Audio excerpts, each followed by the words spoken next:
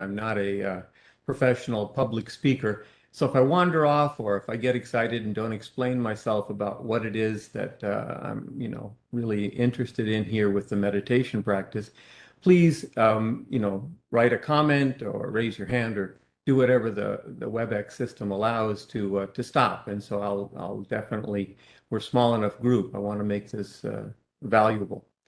Um, Also, from my background, I guess you could tell that I'm not a student of philosophy or comparative religious studies, and I think that's worth noting as well. I'm sort of an analytic guy. I've had a full career in um, engineering and factory automation controls and technologies of different kinds and management as well. Um, and I can say a couple of things from that perspective. One is I look upon these types of activities like I look upon most activities. Meditation should be able to provide verifiable results. And I think that's sort of important, um, as we explore something that's been so, I'd say, familiar to us on the periphery, through, religion or through philosophy or through the arts.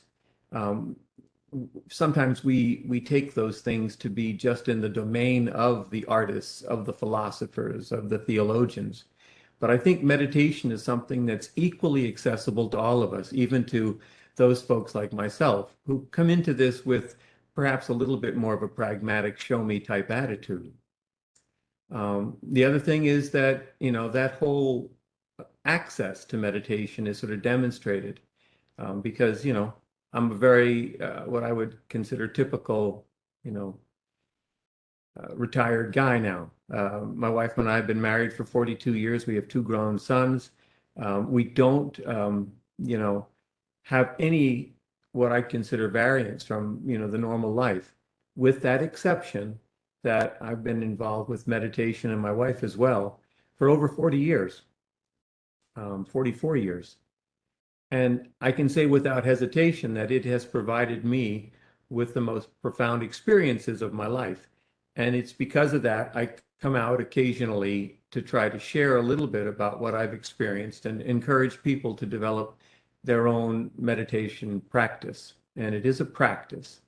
It's something that has to be, I think, thought of as like a musical instrument, or so you have to put in the time. Most of us. Now, some of you might be quite adept and could zoom on and have experiences without a lot of practice. And if that's the case, then I'll just have a little bit of envy. But really, most people can have, I think, an experience of this nature with practice.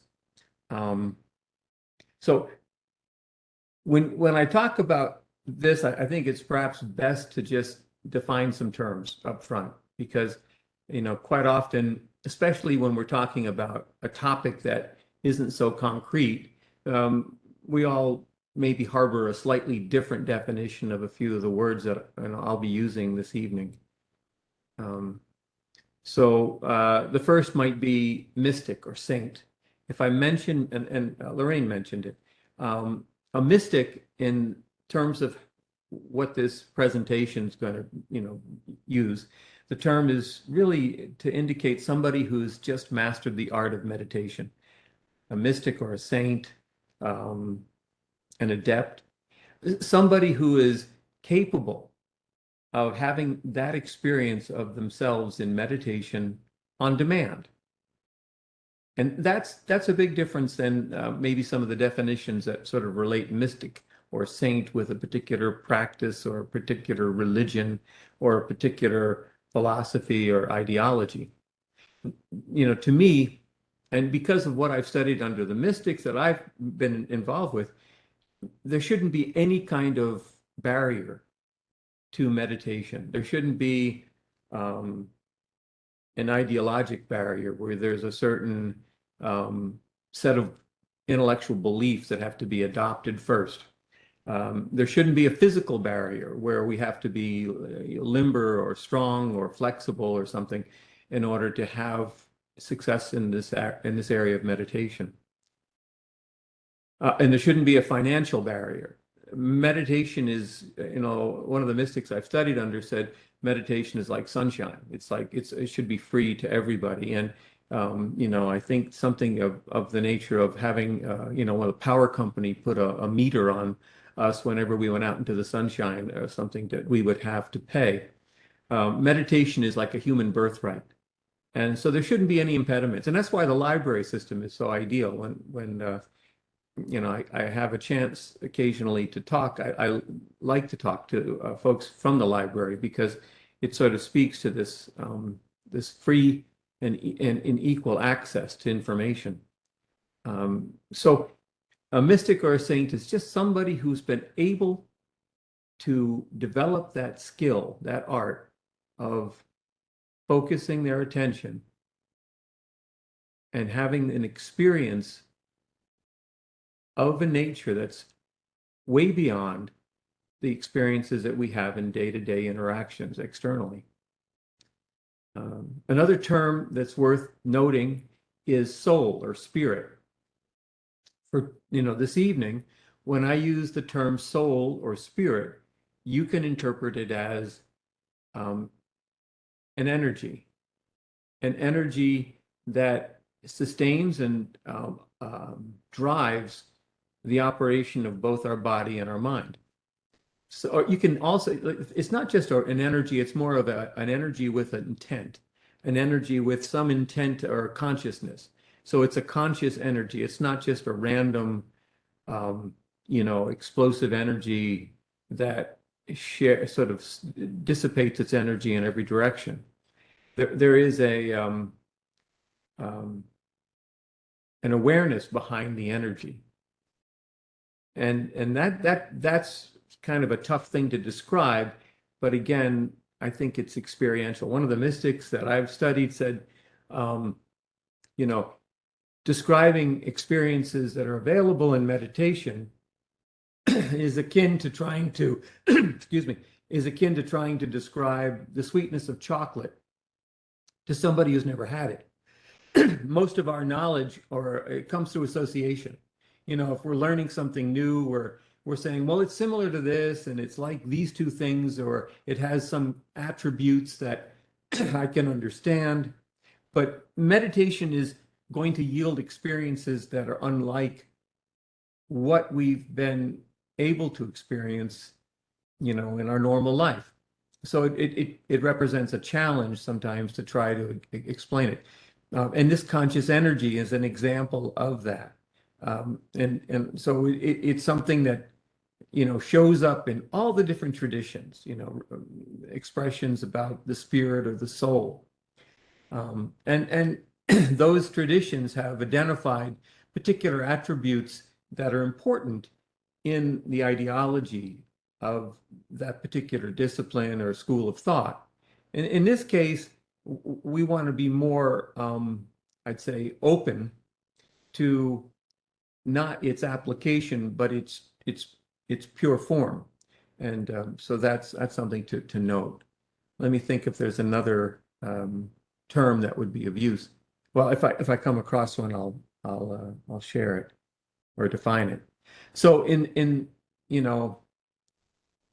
terms of how we approach meditation, I think it might be useful to break it down. One of the mystics talked about human beings as being composed of three components. I'm just going to take a sip of water here.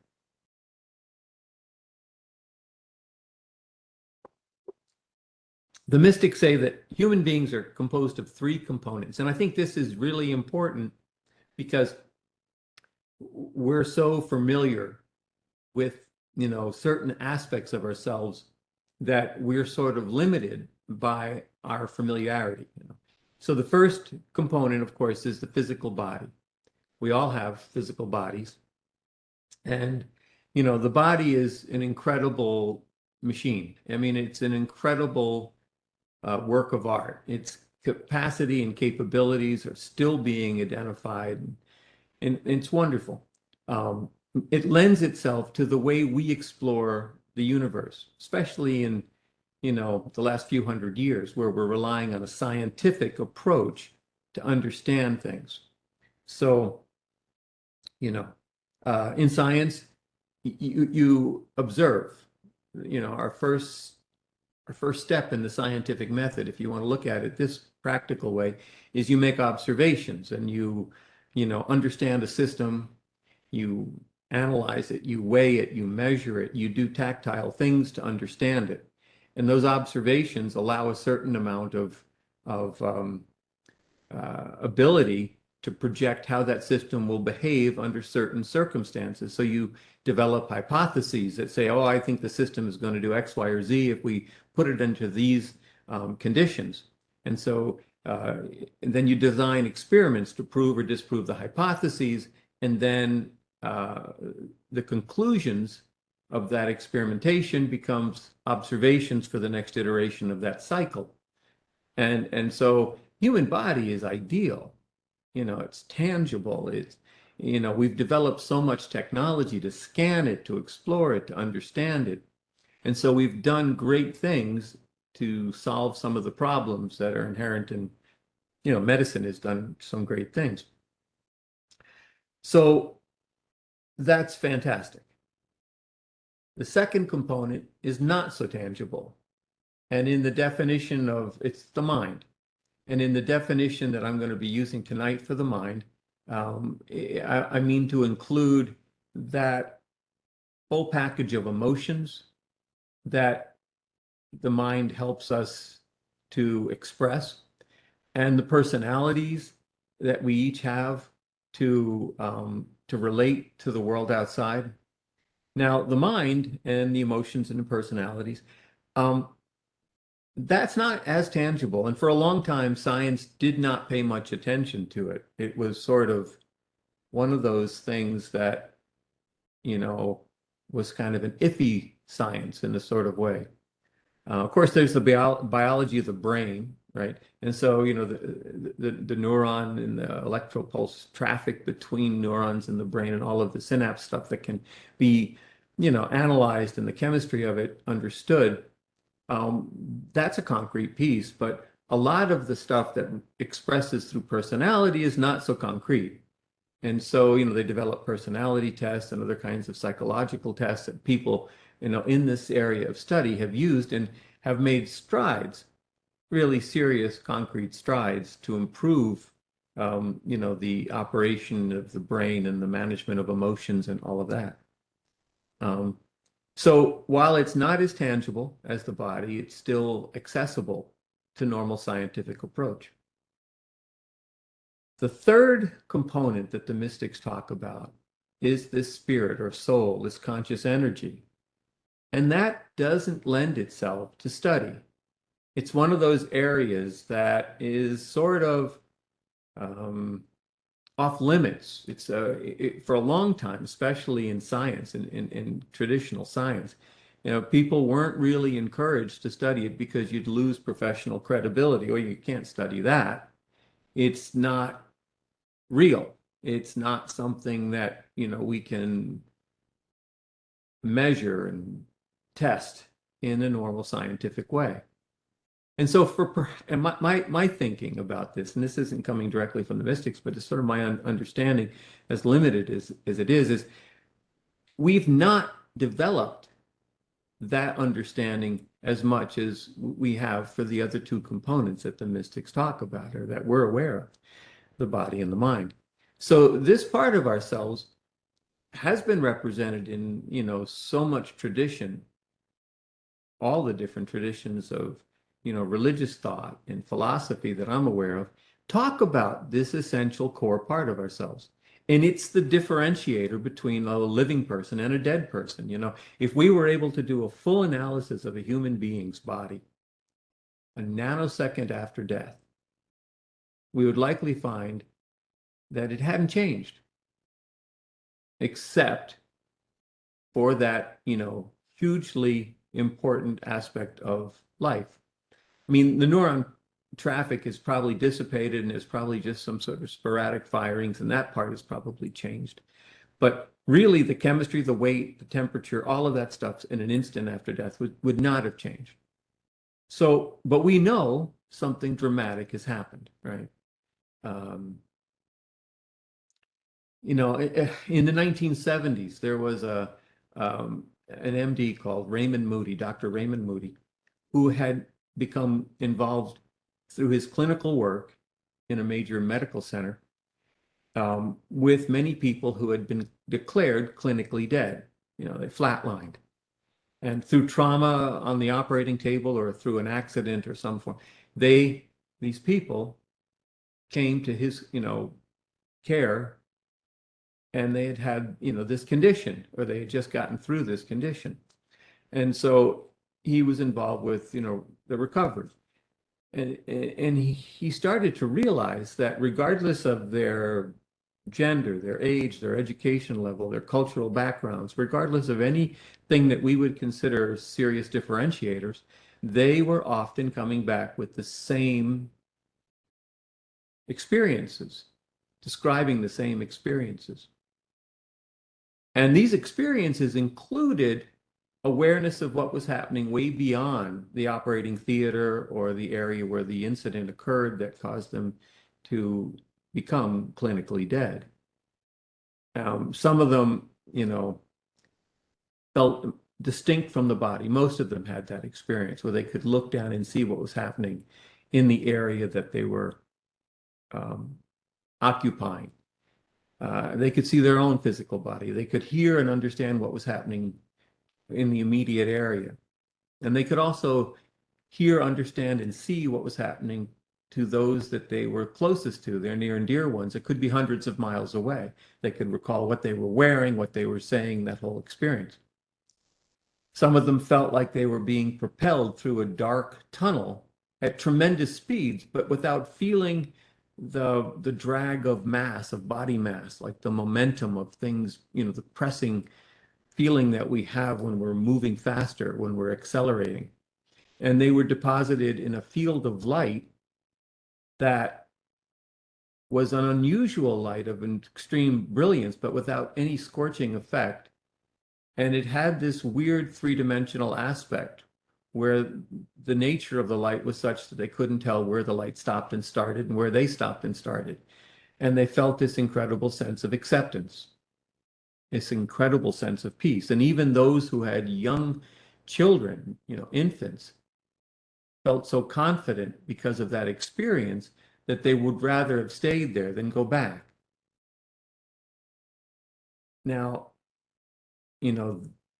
this, experience is, incredible.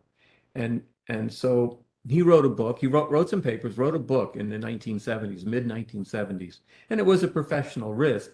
And the book actually opened an area of interest that many, many, many people had shared.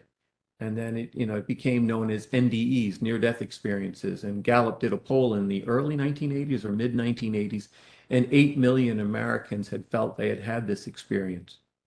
And many, many books were published. I don't know, hundreds really. And then in the early 2000s, somebody wrote a book that was all about how durable was the impact or the effect of those experiences to people who had had them 10 years later. For people who had profound near-death experiences, what was the effect 10 years after the experience?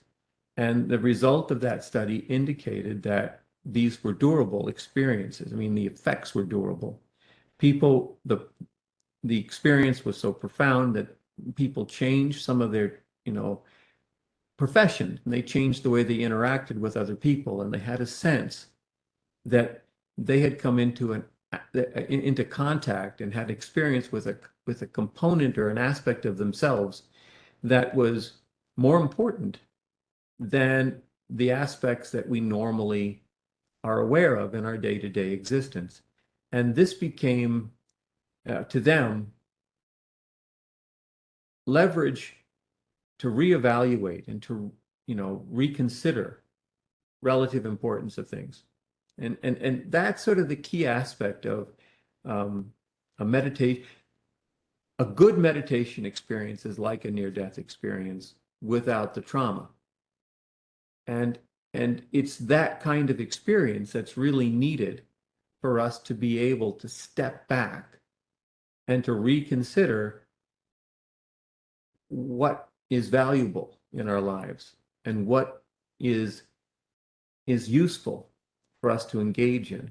And that's sort of the whole crux of this is, if we can understand, I mean, the mystics talk about this spirit or soul that drives the body and the mind that each of us have. They talk about it in terms of fearlessness, connectedness, bliss. I mean, fearless can be understood if we think about how an awareness of our own permanence, the durable aspect of ourselves, can be appreciated, then the ultimate fear that we all have to varying degrees about the terminal aspect of life, it can be mitigated. We can understand that perhaps there is an aspect of ourselves that survives. And that allows us to to withstand some of the trials and tribulations of the world and of our own experiences in it without feeling quite so tightly tied to the outcome. We could still do our best and hope for the best. But if we don't see the outcome that we were expecting, it isn't going to be as big a crisis, perhaps, as it might have been. Connectedness. Um, you know, I'm convinced, and this isn't from what they've said directly, but those individuals who are really capable of just focusing their attention at will and having this experience, I think are completely aware in their day-to-day interactions with other individuals that each and every person has that same energy within them that they contact within themselves when they are meditating. I think it might be even the most profound or the most noticeable attribute that they see in another individual. I've been around these individuals, these mystics, and I've watched their capacity to give, and not really feel like it's giving to a specific class of people or a specific type of person, or it's like just across the board. I remember, and well, I could tell stories about this, but we probably don't have time. The point I'm trying to make is that having experiences of this part of ourselves may allow us to feel connected in a way that we normally don't. That old adage that seems to show up in many traditions of love thy neighbor as thyself.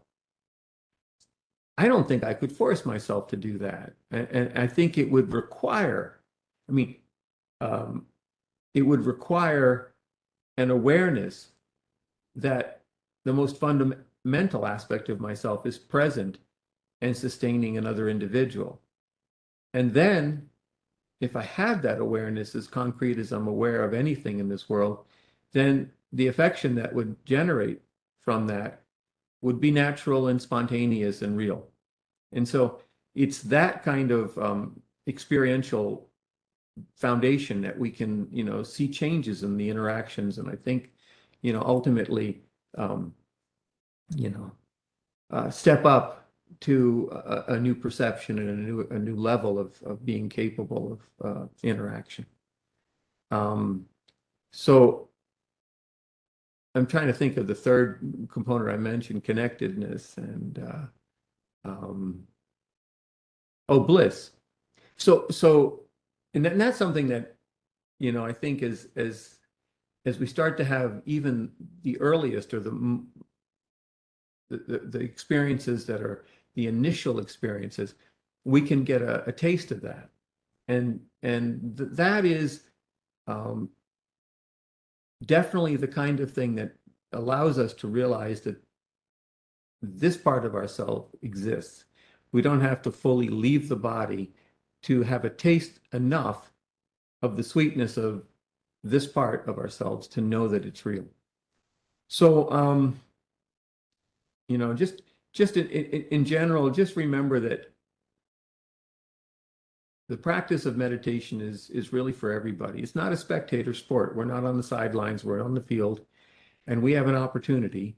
And the goal for us, I think, is, as I view it, is to try to develop our own practice so that in the laboratory of our own bodies, we can develop this part of ourselves like an experiment, sort of going back to that scientific approach.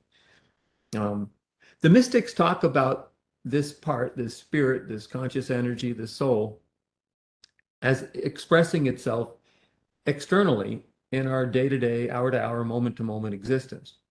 And I think this is really interesting. They say, and I like this analogy a lot, they say that the outward expression of our soul is our attention. And that, of course, I've taken it, and tried to understand it in my own way. But attention is in this, context is like a commodity. It's like we have so many utils of attention to use. And normally our attention is being just dragged out of us almost. I mean, especially given our sort of reliance on technology these days. I mean, I'm projecting. My grandfather had a small dairy farm in northern Vermont, and I think it was like 20 milkers and some heifers, and he made his own house and barn. He didn't have electricity for a long time. He had workhorses. He was born in 1884. It wasn't until my mother was in college that they got a vehicle of any kind. Um, and I'm sure that I interact with many more people in a morning than he interacted with in the prime of his life in a week. And, his capacity for disruption and interruptions and, distractions is the same as mine. I haven't developed any differently, I'm sure. But yet I've got all this stuff to manage, all this, and I'm a retired guy. And you'd think that, our lives could be simple with all of the, technology and all of this stuff, but it's not quite that. And so managing how our attention is being used is I think, challenging. If you go onto a website and you look up a pair of shoes, you're going to be seeing those shoes for a week on different websites and so forth. The marketing PhDs and the psychologists are all about trying to understand what a retired guy like me is interested in, and what my desires are, and what my concerns and anxieties might be. And then, they try to grab our attention. It's a valuable commodity. They know that if they get our attention, that our dollars will follow. And so we're in sort of a struggle in a way. And the mystics are really kind of keen on having us manage or monitor where our attention goes. And I like to think about how this plays out in different traditions of the past. Again, I'm not a theologian or a philosopher or anything, but I know that most traditions that I'm aware of are all very, very keen on having people involved in that tradition lead ethical lives. I don't know anybody that says it's okay to lie, steal, and cheat, and so forth. And if you think about why that is, some of the sociologists might say, oh, they're trying to design an environment that would grow into a harmonious community or something. But a lot of these groups were espousing this when it was a very tiny group.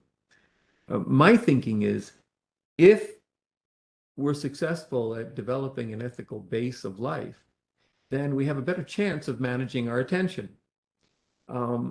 If I had told 5 people a different rationale or a different story, I lied to them about a situation, and then they all got together and were discussing it, and they asked me to join the conversation, my little head would be spinning trying to cover my trail. And so if I had been as honest as I possibly could to everybody, then there is no stress or strain. It's like everything that we do has some impact, and again, it's like the Buddhists are all about desirelessness, because if we have desires, It's like desire is a rocket fuel for the mind. It's like it creates so much drain on our attention. We wish for this thing. We evaluate who's got it. We look for opportunities to find ways to secure it. It becomes, and as soon as we obtain it, there's an extension that's needed, or there's some other goal that the mind is keen on obsessing over. And so then we end up having a new struggle or a new adventure or a new challenge or whatever, however we want to frame it up. So it's that kind of thing, that if I look upon it, I can see how this concept of attention plays out. Because the outward expression of this part of ourselves, is an important, valuable commodity. Now take it to its limit. Take attention to the nth degree. If we're really hyper focused, we have all of our attention on something, I think some people would label it love. It's like even if we have a romantic love for somebody, we can't stop thinking about them. The mind is it's going to be overpowered. The mind will be trying to do some work, and this interest will overpower it, and the thoughts will be replaced. The work thoughts will be replaced with, the goal of thinking about this individual. So this whole concept of love kind of plays into this idea of the outward expression of our soul or our spirit is our attention. And I find that's really important because it's the attention that needs to be focused in meditation. One of the mystics, one that I hadn't met but I read, described the attention being like water in a pipe.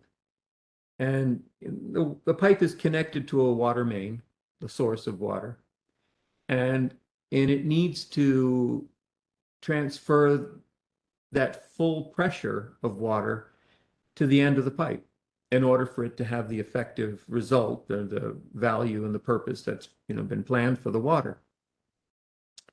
So the mystics are saying that, he said it would work fine. The flow of attention would go through the pipe and the experience would be available at the end of the pipe if the pipe was solid. But all along the pipe, little holes have been drilled in. Little, it's like a soaker hose almost, where sprouts of water were being pushed out of the pipe and were sprouting and dissipating the pressure of the water. So by the time at the end of the pipe, the water pressure wasn't strong enough to have the effect. So the idea is that each hole is a drain of attention. It's it's a thought of, they actually have 5 areas if you want to get into the detail of it, but there are 5 different categories that have been identified, and those are lust. And lust means not just a physical desire, but a desire for any kind of physical object, lusting after a car, after a position or credit or whatever it is that we desire. Anger, which often shows up if we don't get what we want. Greed, we all understand that. Attachment, when we do get something, we want to grab it and hold it as if it's the importance of life itself. And the last one, of course, perhaps the most important or the most, all-encompassing one is ego, is our sense of self and how we're so keen on making sure that the value that we want to present or feel about ourselves is secure and promoted or whatever. So that has kind of an effect on all of them.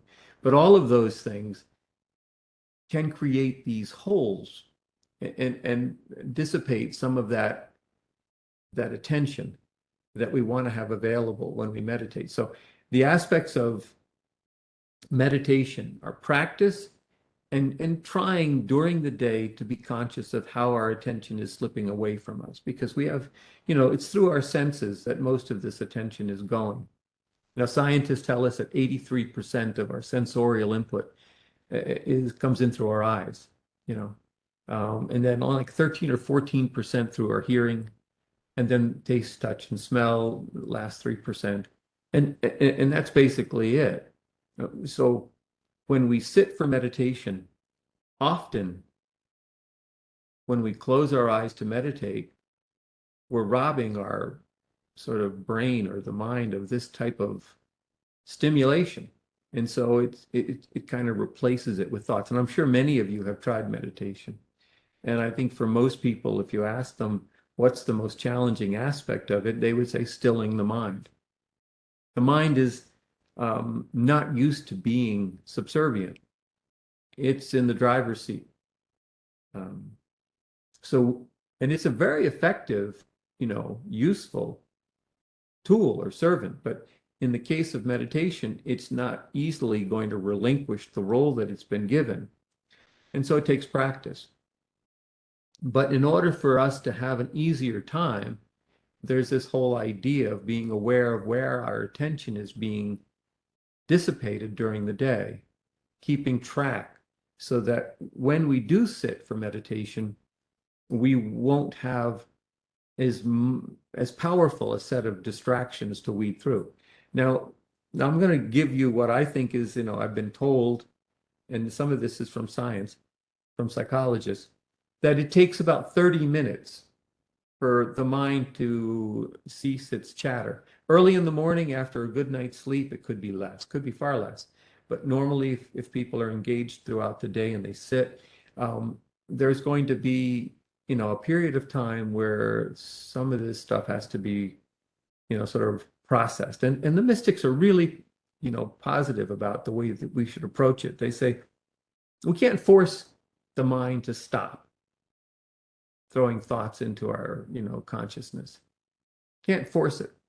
You have to befriend the mind. You have to create a common goal. And if the mind wanders, as it will, you have to bring it back gently and positively. One of them had this analogy that meditation is like sitting in front of a pool of water at night. And our goal is to look into the pool of water to see a reflection of the moon and stars above. Okay, so the water has to be perfectly still, completely flat surface, and then the reflection's good. Every thought is like taking a pebble and throwing it into that pool of water. And when that happens, it takes time for all those ripples to dissipate. And so you have to wait. Now, if you're sort of trying to force it, like our approach normally in our society, especially, is like, I did it my way, I'm going to make this happen, I'm going to do it. It's like taking a second pebble in if you're trying to correct the problem of the first pebble and you want to force the stopping of the mind, and that just creates another pebble, and you push that, throw that one in on top of the first. And now you've got two sets of concentric rings that are expanding across this pool. And I guess the point is we have to work from wherever we are and be really gentle with ourselves and positive.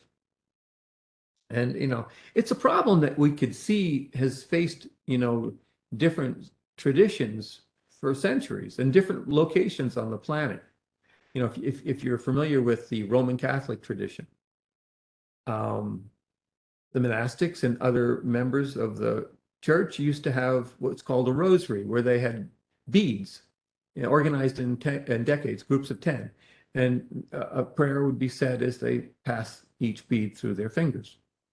And they would repeat this and repeat this and repeat this. The repetition was gentle on the mind and soothing, and it gave the mind something really positive to do. Well, it turns out that at a different time in history, at a different place on the planet, the Buddhists came up with the very same. It didn't have the same organization of beads, but it was a string of beads in a loop, and they would push each bead through their fingers and say a prayer. And the repetition gave the mind something positive to do. And then the Hindus They came up with the very same approach for the very same problem.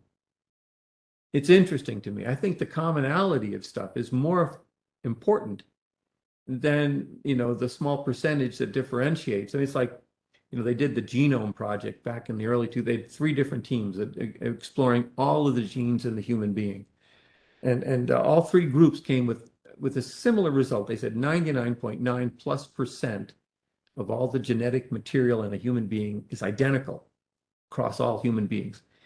It was that 0.1% or less that create all the differences in human beings, the gender, the race differences, all the physical differences and size and so forth.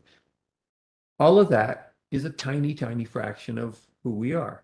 But where do we spend our attention? We only see the differences. It's like we're, wired up as in a tribal kind of way to make sure that we don't have a chance to really appreciate the similarities. We don't really somehow accept that. But I think in other areas of study too, it's important to look at those aspects that are common. So when we look at meditation, it's important to try to, I think, sort of give ourselves time and give ourselves support for the effort, because it's sort of like the complete opposite of the way we spend our time in our normal day-to-day lives.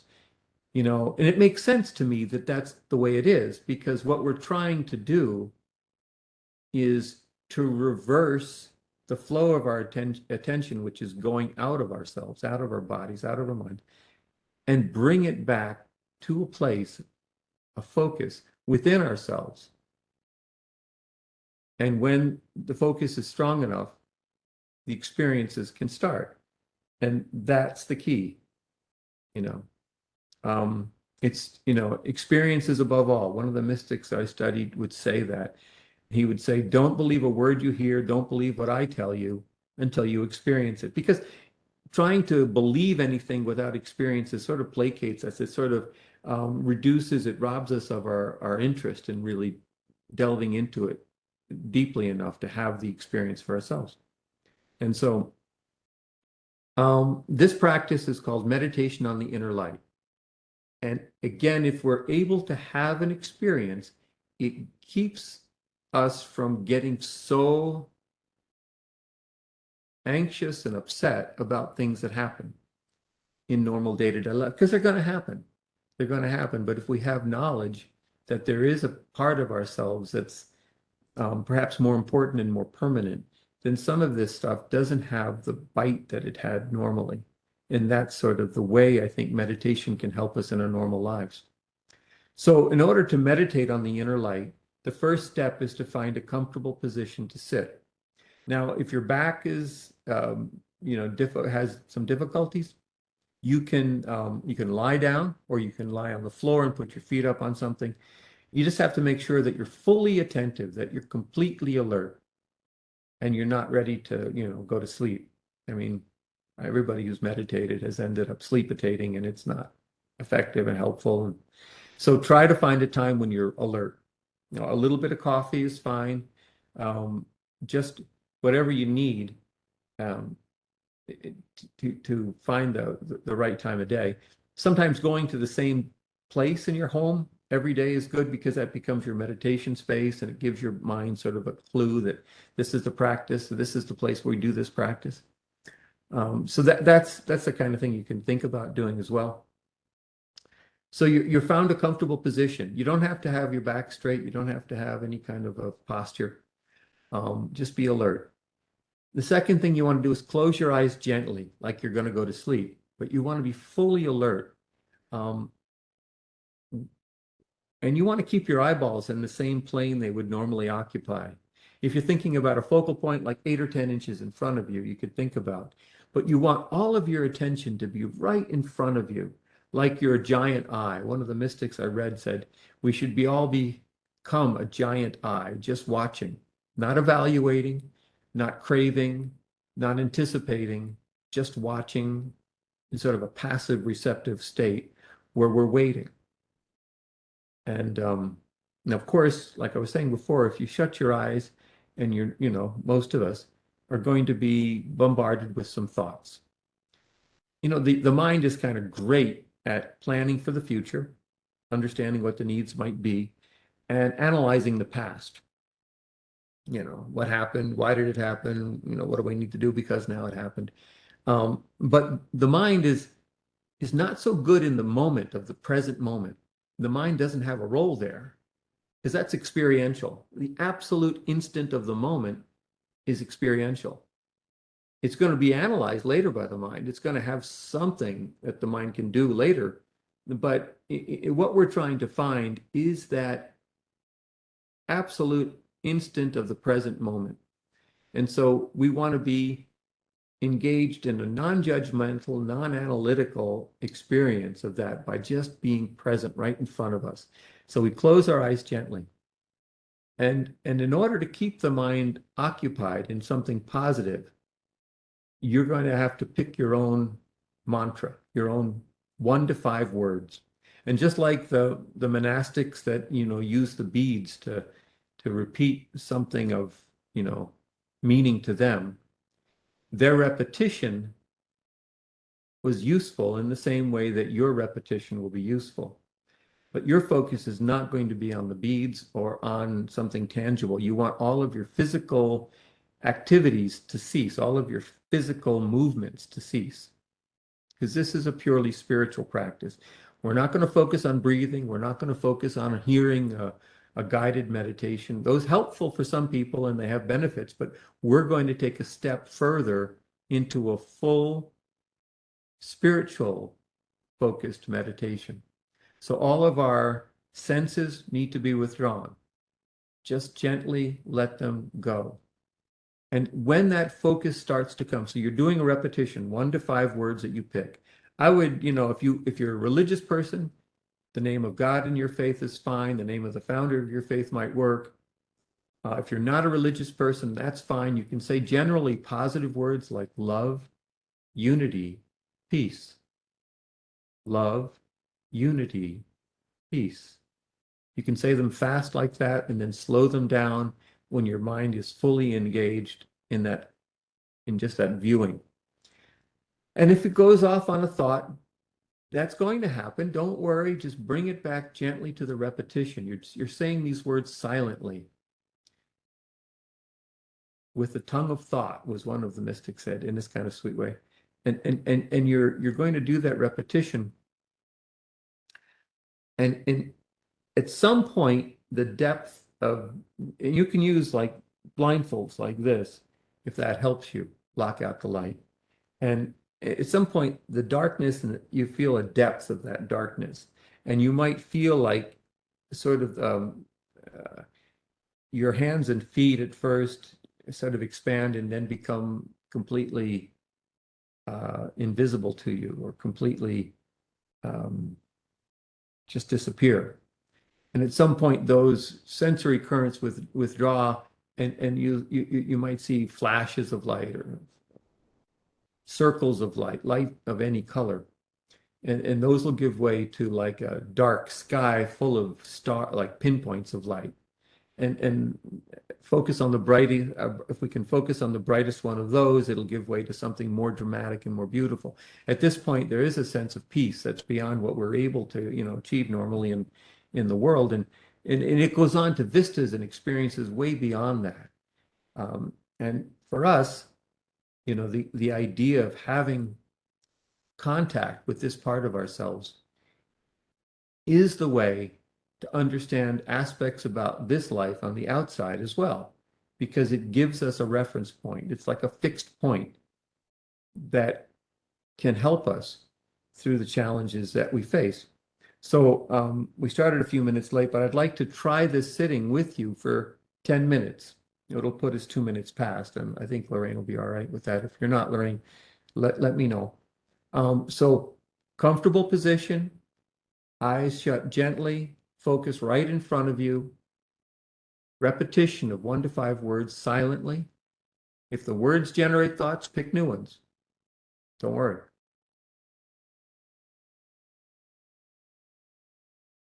And then let your attention find that place right in front of you where you can become totally receptive and just patiently watch. And I'll let you know when the 10 minutes are up. If you have questions, I guess you could pass them up now. But if you don't, I'll just tell you when the 10 minutes are up.